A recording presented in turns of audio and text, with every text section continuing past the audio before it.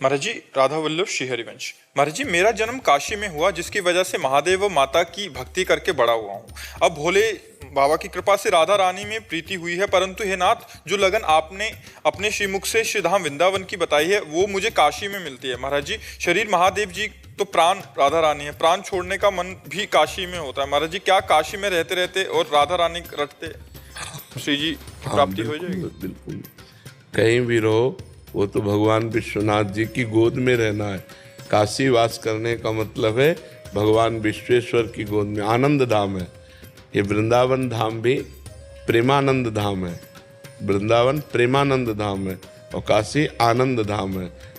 सानंद मानंद वने वसंतम आनंद कंदम हृत पाप वृंदम वाराणसी नाथ मनाथ नाथम श्री विश्वनाथम शरणम प्रपद। वो आनंद धाम भगवान विश्वेश्वर विश्वनाथ जी का, तो वहां से रहते हुए प्रेमानंद का चिंतन करते रहो, क्या परेशानी है। आनंद धाम में प्रेम जुड़ गया, प्रेम ही किशोरी जी हैं। सांद्रानंद घन प्रेम मूर्ति किशोरी, वो आनंद प्रभु है। तो प्रेम और आनंद मिल गया तो वो प्रियालाल हो गए, बस आनंद से। महाराज जी, आपको भी तो वाराणसी बहुत प्रिय था। वाराणसी का नाम लेते ही रोमांच हो जाता है, क्योंकि जीवन रहा है ना, आराधना रही है और जीवन रहा है।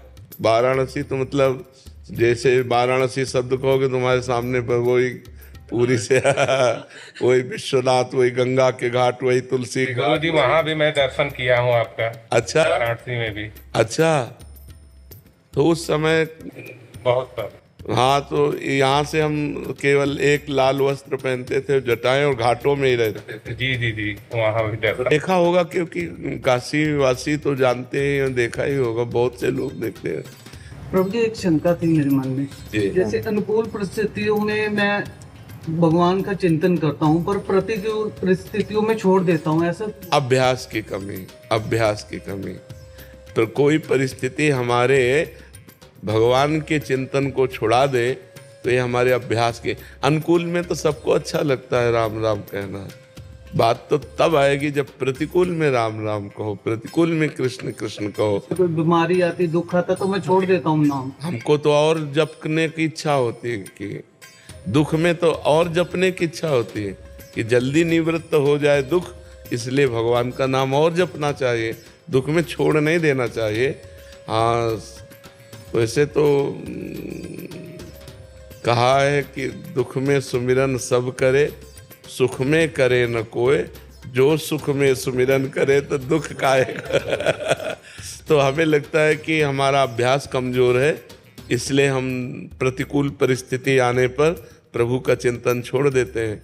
तो हमें और अभ्यास करना चाहिए, जिससे दुख में भी भगवान का सुमिरन होता रहे। ये का भाव नहीं आता प्रभु जी। जब हम अधिक सुमिरन करेंगे तो भाव आने लगेगा, जब हम अधिक भजन करेंगे तो भाव आने लगेगा। शिप्रा जी, दिल्ली। महाराज जी, आपके चरणों में कोटि कोटि प्रणाम। महाराज जी, घर के मंदिरों में सभी देवी देवताएं विराजमान होते हैं, तो अगर मैं सिर्फ एक का ही नाम जप करूंगी तो बाकी सब बुरा तो नहीं मान जाएंगे? बहुत बुरा मान जाएंगे।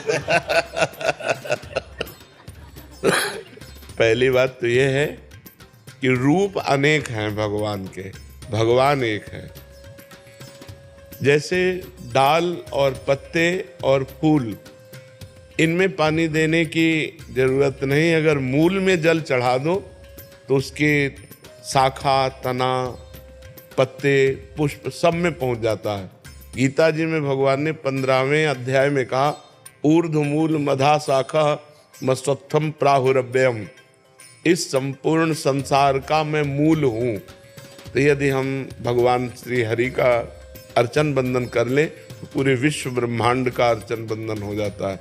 अब राम जी को पूजो, चाहे हनुमान जी को पूजो, चाहे शिव जी को पूजो, चाहे हरि जी को पूजो, वो एक भगवान है, वो रूप अनेक धारण किए हुए। तो एक जगह पूजा हो गई तो सब जगह पूजा हो गई, कोई नाराज नहीं होते। ये तो केवल हमारी मानसिकता है, हम भगवानों में भी भेद करते हैं। वही आवश्यकता पड़ी तो दुर्गा बन गया, वही आवश्यकता पड़ी तो काल भैरव बन गया, वही आवश्यकता पड़ी जब जब जहाँ जैसी आवश्यकता पड़ी, देखो नरसिंह बन गया। कितना सुंदर ठाकुर है, राम रूप में देखो कितने सुंदर राम जी, कृष्ण रूप में देखो कितने सुंदर कृष्ण जी, और भयंकर रूप में देखो तो नरसिंह जी, पूरा त्रिभुवन कांप रहा था, ऐसा भगवान ने रूप धारण किया। तो अब जब जहां जैसी आवश्यकता पड़ी हमारे भगवान ने वो रूप धारण कर लिया। भगवान एक है, उनके रूप अनेक हैं। यदि हमारी श्रद्धा बनती है कि हम अनेक रूपों का पूजन करें, करो। अगर हमारा प्रेम बढ़ रहा है किसी एक रूप में, तो फिर एक रूप के पूजन से ही सबका पूजन हो जाता है। एक जगह अगर हम भाव से पूजा कर दी तो सब प्रसन्न हो गए। जामवंत कहा सुन रघुराया, जा पर नाथ करो तुम दाया, ताहि सदा शुभ कुशल निरंतर, सुर नर मुनि प्रसन्न ता ऊपर।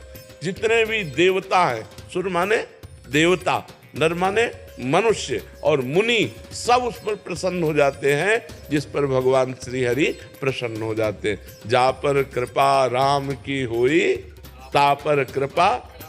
हाँ, तो इसलिए हमको डरना नहीं है कि हमने राम जी का पूजन कर लिया, दुर्गा जी का पूजन नहीं किया, उनका गणेश जी का पूजन नहीं किया तो नाराज हो जाएंगे। नहीं, सब प्रसन्न हो जाएंगे, क्योंकि रूप अनेक हैं, तत्व एक है।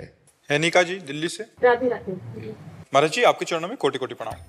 महाराज जी, मैं रक्षा अनुसंधान विभाग में कार्यरत हूं एवं ग्रस्त जीवन में जी रही हूं। कोई भी कार्य करते हुए कोशिश करती है कि जाप करती रहूं और थोड़ी देर ध्यान में बैठने का समय भी निकालती हूं। नाम जप करते हुए कई बार जिह्वा अपने आप तालू से अपने आप लग जाती है और आंतरिक रूप से नाम जप चलता है। महाराज जी, ग्रस्त एवं कार्यरत होने के कारण कई लोगों से मेलजोल होता है। नाम जप करते हुए क्या खान पान एवं दिनचर्या रखूं, या सावधानी रखूं, या कुछ बदलाव करूं, या सतर्कता रखूं? किसका है? हाँ, बहुत सुंदर, भगवान की आपके ऊपर कृपा है। अगर इस तरह जैसा आप बता रहे हो वैसी आपकी दिनचर्या चल रही। खान पान सतोगुणी होना चाहिए।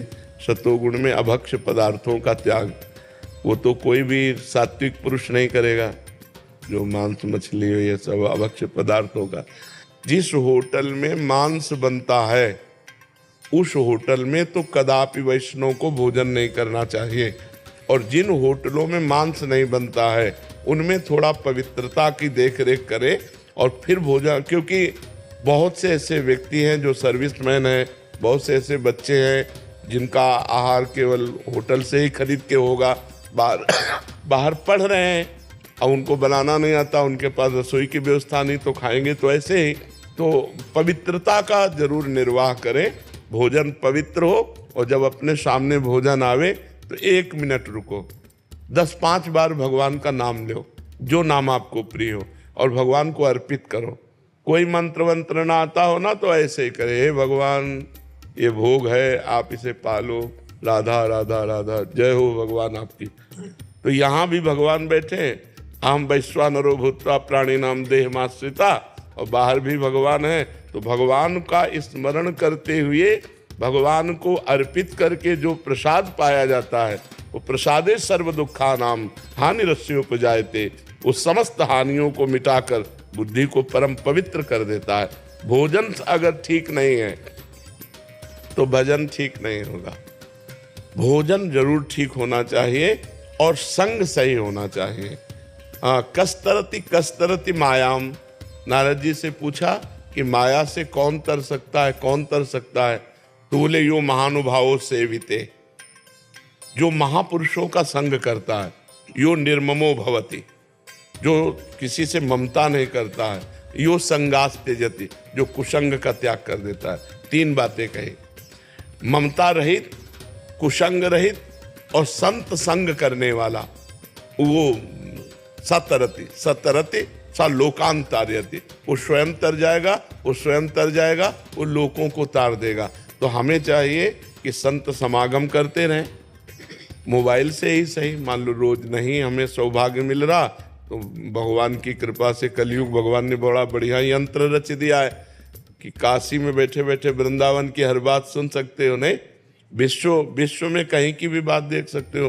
तो हम मोबाइल से गलत बातें न देखें, गलत सीरियल न देखें, सत्संग सुने और कुसंग का त्याग करें और किसी से ममता न करें। सब में भगवान की भावना करके ही व्यवहार करें और खूब नाम जप करें, तो इसी जन्म में भगवत प्राप्ति हो जाएगी।